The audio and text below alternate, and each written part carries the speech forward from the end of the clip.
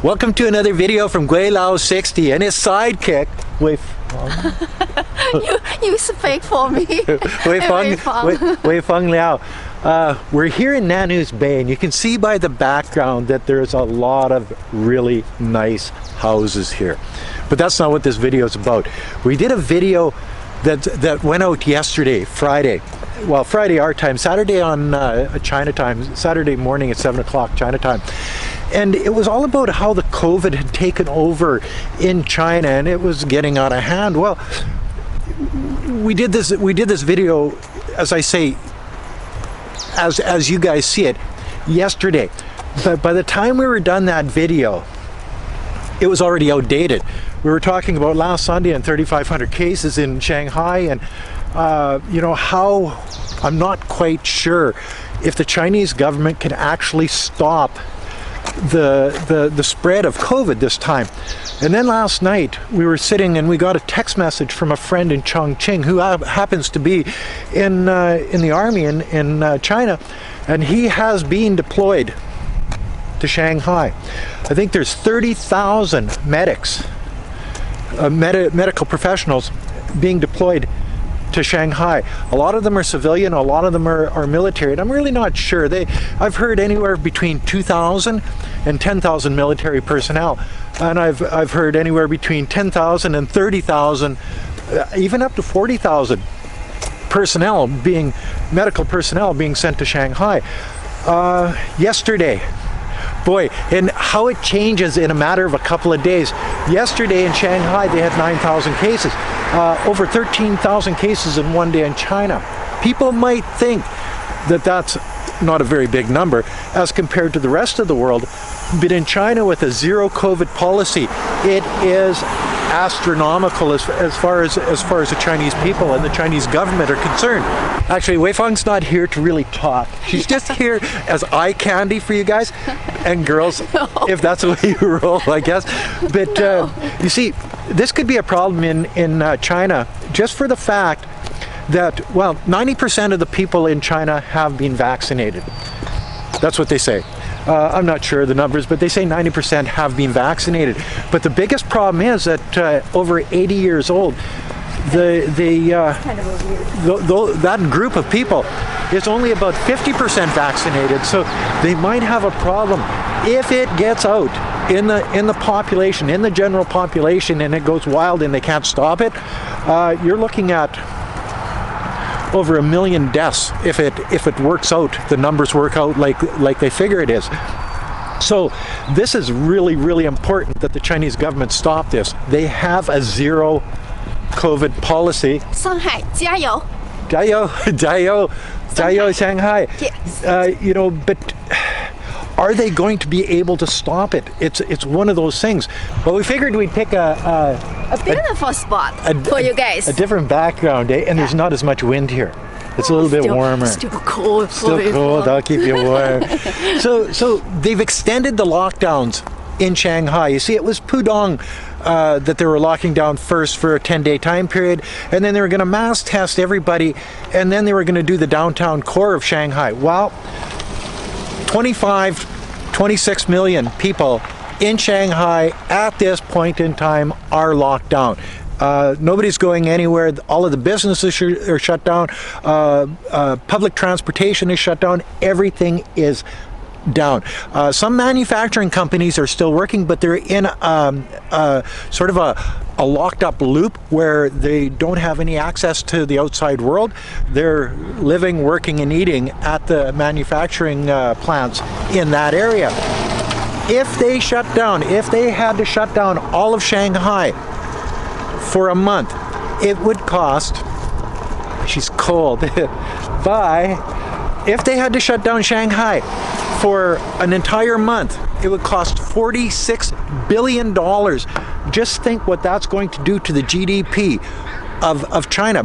But as Shanghai is one of the largest export areas in the entire world, what's that going to do to the supply chain around the world. As I was saying in the last video, that the supply chain is in trouble as it is right now, with inflation going through the roof, people not being able to get the products, and a lot of these products come out of mainland China. So if Shanghai shuts down, chances are Ningbo shut down.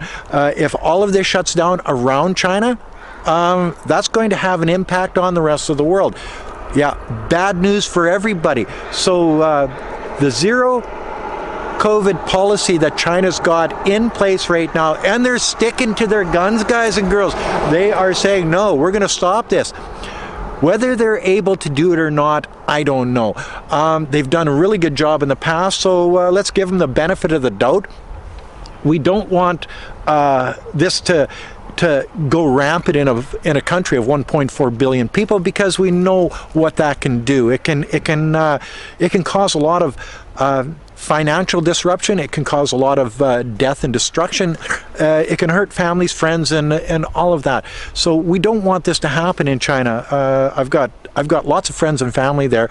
I've got well, for instance, the guy that I was telling you about, that's in the army in China, that's being deployed to Shanghai, he was deployed to Wuhan. So I would imagine they're picking on a lot of the people, the medical professionals that went to Wuhan, because they have the experience, and they're sending them to Shanghai to deal with it. This is the largest outbreak that's been in China since Wuhan, and it seems like it's a little bit more widespread. You're in a city like Shanghai that's like, the population is basically double that of Wuhan. So are they going to be able to stop it? I don't know. What I do know is that in a week, the numbers have tripled per day. So they're going in the wrong direction. By mobilizing all the medical people, all of the army people, are they going to be able to stop it? I doubt it. I really doubt it. You always think, Gweilo, you're always on China's side. Well, I am on China's side. Well, I'm on the side of truth and understanding.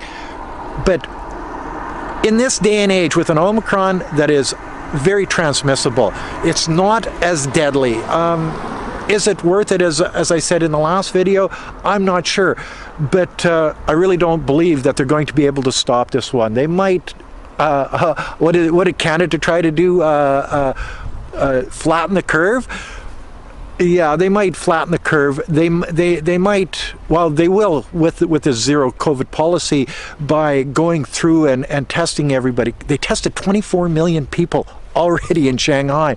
24 million people, and this has only been around for a couple of weeks. So just think of the logistics of something like this.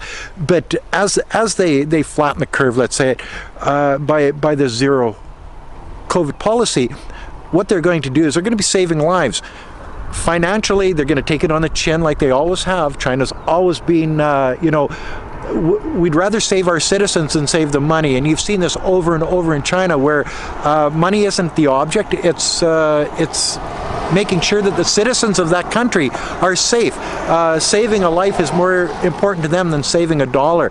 I wonder around the world if the other governments, like the United States and Canada and Great Britain, these guys were thinking this when they made their COVID policies. Probably not, but that's for another video.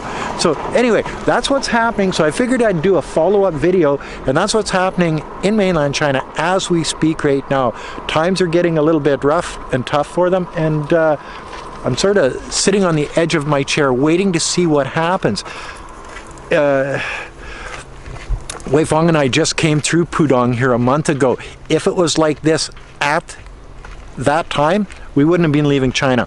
I know that her brother was yellow-coded before Gray Sweeping Holiday, April right now actually. She talked to him on the phone I think yesterday, but he was yellow carded. Instead of a green QR code, he had a yellow QR card. It means you're not going anywhere.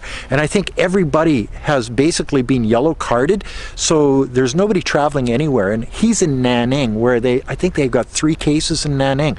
So 3 cases will stop everybody from traveling and doing the Gray Sweeping Holiday. Just think what's going on in Shanghai right now. Anyway, That's an update video from Gweilo 60. If you like this video, as always, and if you like my backgrounds, tell me. Oh, and Weifang's back. So did you take some selfies? No, Did you take some pictures? I wish you could help me. Help you. Take selfies. Then it wouldn't be a selfie. No, I'm not. Thanks. Please. Anyway, that's another video from Gweilo 60. And Weifang. if you like this video, 加油上海. 加油 Shanghai. Yeah. If you like this video, as always, like, comment, subscribe. You're not going to help out here? She never helps me. Subscribe and put a couple bucks on the Patreon account. Thank you very much. Peace out. Bye now.